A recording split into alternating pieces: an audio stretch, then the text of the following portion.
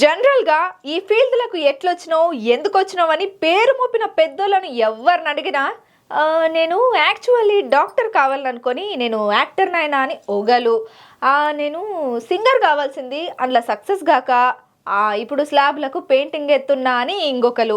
ఇట్లా ఒక్కొక్కళ్ళు ఒక్కో తీరుగా చెప్తుంటారు. మనం వింటుంటాం. కానీ రాజకీయంలో తలబండి ప్రత్యర్థుల మీద మాటల తూటాలను వేల్చి ప్రతిపక్షాల గుండెల్లో నిద్ర పోకున్నా వాళ్ళకు నిద్ర లేకుండా చేస్తున్న ఒక పెద్ద లీడరు పాట గాని అవతారం ఎత్తుండులా. అగ్గో ఎవలా లీడరు ఏమా కథ అంటారా? అయితే మీరే చూడండి. తెలంగాణ బీజేపీ కీలక నేత ఎవరైతే పెద్ద సారు ఉన్నాడో కేంద్ర హోంశాఖ సహాయ మంత్రి బండి సంజయ్ సారు పాటగానిగా మారిండయ్యా. ఇక బండి సంజయ్ సార్ అభిమాన లీడర్ ఇంకెవలయ్యా మన ప్రధానమంత్రి మోడీ సారు. ఆ మోడీ సార్ మీద ఒక పాటనైతే అందుకున్నాడయ్యా. నమో నమో నరేంద్ర మోడీ పలుకుతున్నది యువనాడి అనుకుంటా, ప్రధానిగా తమరే కావాలంటున్నది మన భరత జాతి అనుకుంటా ఆయన వాడిన పాటకు సంబంధించిన ఏదైతే వీడియో ఉన్నదో సోషల్ మీడియాను షేక్ చేస్తున్నదయ్యా.